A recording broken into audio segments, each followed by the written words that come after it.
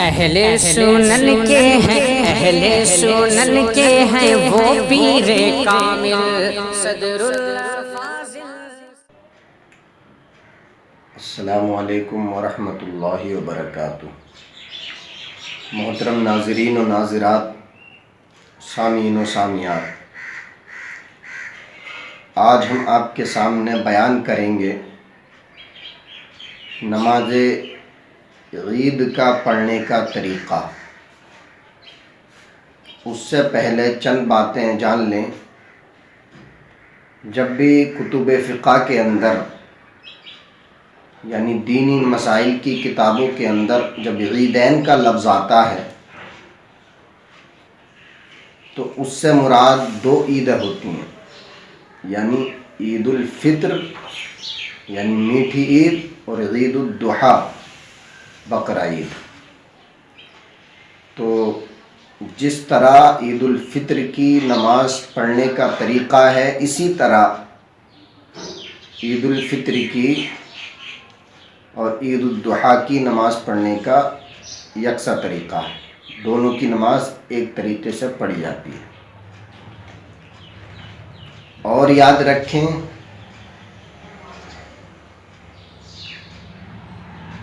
عید کب سے شروع ہوئی؟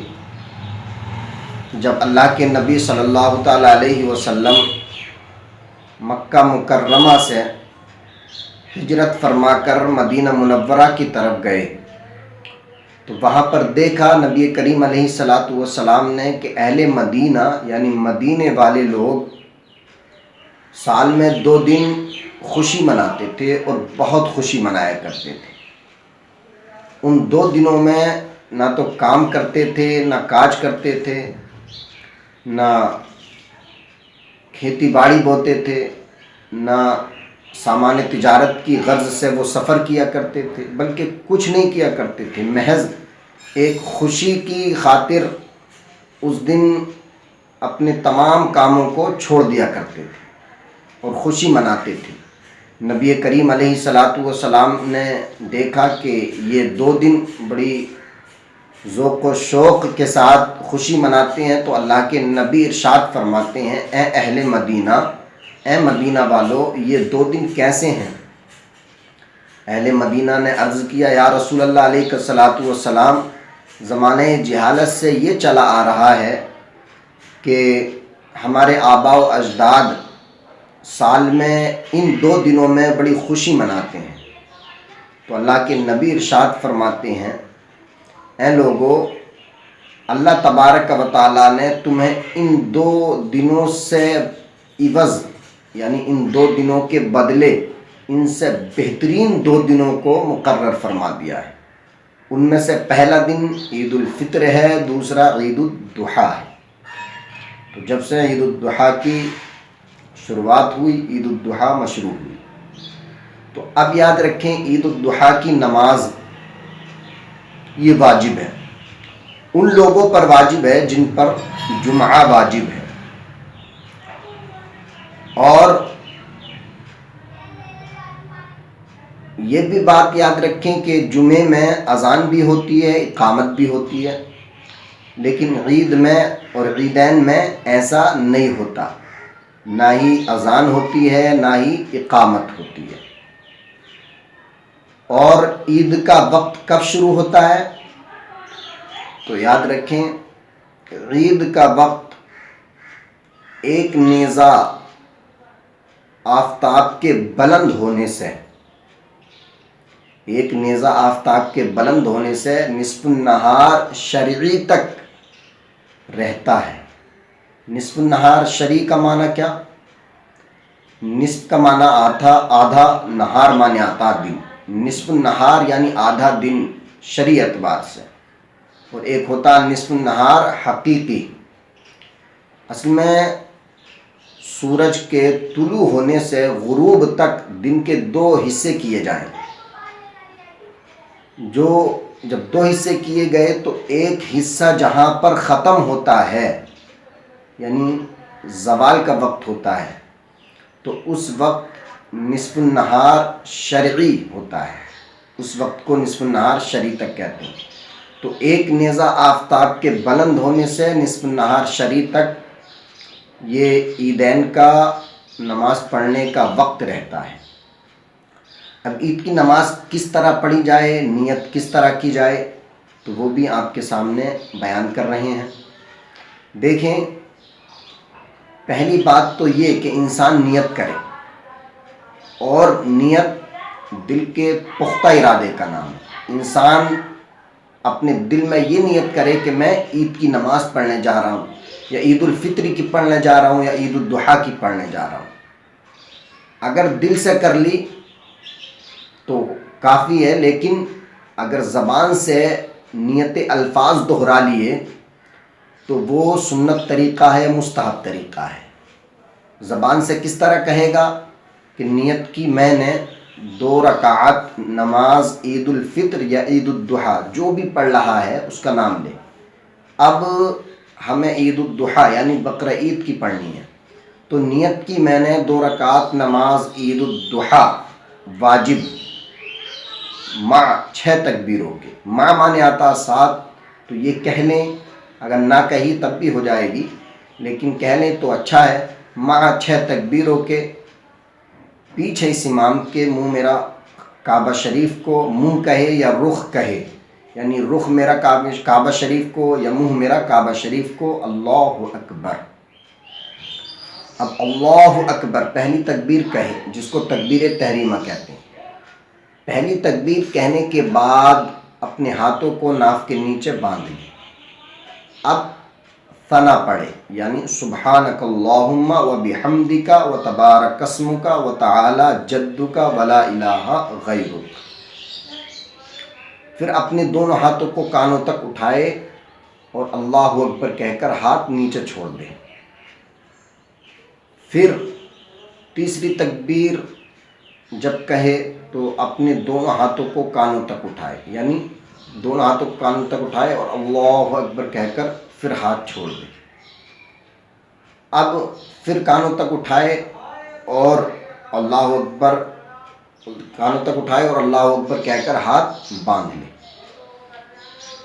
اور پھر امام صاحب آہستہ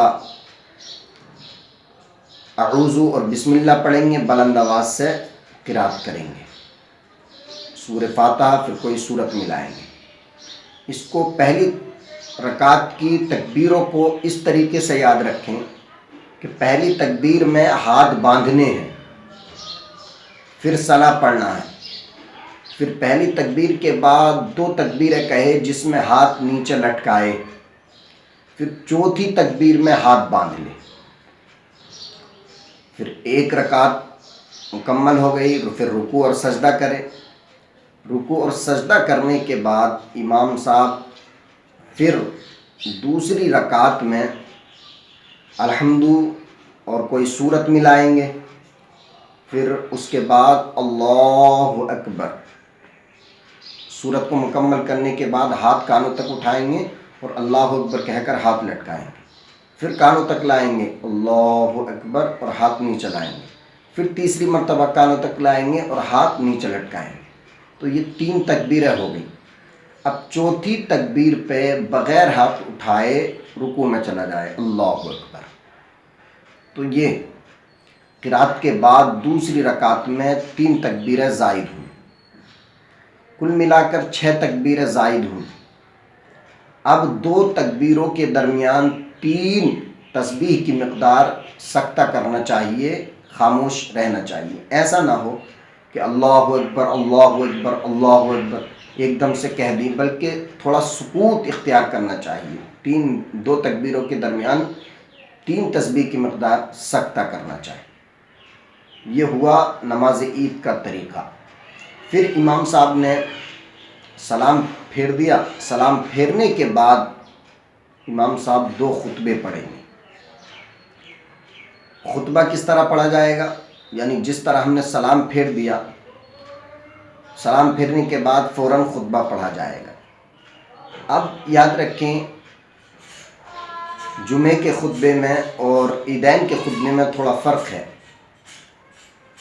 جمعے کے خطبے کے پہلے خطبے سے پہلے خطیب کا ممبر پر بیٹھنا سنت ہے، لیکن عید کی نماز میں یہ نہ بیٹھنا سنت ہے، یعنی بیٹھا نہیں، کھڑا نماز پڑھا کر فوراً کھڑا ہو جائے۔ اب جب کھڑا ہو گیا، ایک فرق تو یہ ہوا، دوسرا فرق کہ جمعے کے خطبے سے پہلے کچھ نہ پڑھنا یہ سنت ہے، لیکن عید کی نماز میں عیدین کے خطبے کے پہلے خطبے سے پہلے 9 بار اللہ اکبر کہنا یہ مستحب ہے، دوسرے خطبے سے پہلے 7 بار اللہ اکبر کہنا یہ مستحب ہے، اور ممبر سے اترنے سے پہلے 14 مرتبہ اللہ اکبر کہنا یہ مستحب ہے۔ اور اگر عید الفطر کا خطبہ پڑھا جا رہا ہے تو اس میں خطبے میں صدقہ فطر کے احکام کی لوگوں کے سامنے تبلیغ کرے، عربی میں پڑھے لیکن، اور اگر عید الضحیٰ کا خطبہ ہے تو قربانی کے احکام اور تکبیرات تشریق کی تبلیغ کرے، ان کی تعلیم دے لوگوں کو، لیکن عربی میں کہیں، اور دیگر زبان میں جائز نہیں ہے۔ اور پھر سلام پھیرنے کے بعد خطبے ہو گئے مکمل۔ اب یاد رکھیں، جو چیزیں خطبے میں یعنی جمعے کے خطبے میں ناجائز مکروہ ہیں، وہی چیزیں عیدین کے خطبے میں بھی ناجائز اور مکروہ ہیں۔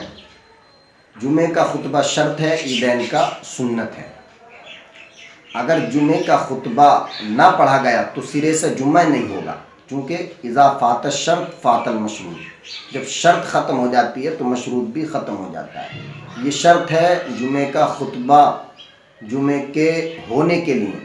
اگر جمعے کا خطبہ نہیں ہوا تو نماز جمعہ ہوگی نہیں، لیکن اگر عید کا خطبہ نہیں پڑھا تو نماز عید تو ہو جائے گی، البتہ یہ فعل بد ہے، بہت برا کیا، ایسا نہیں کرنا چاہیے، پڑھنا چاہیے۔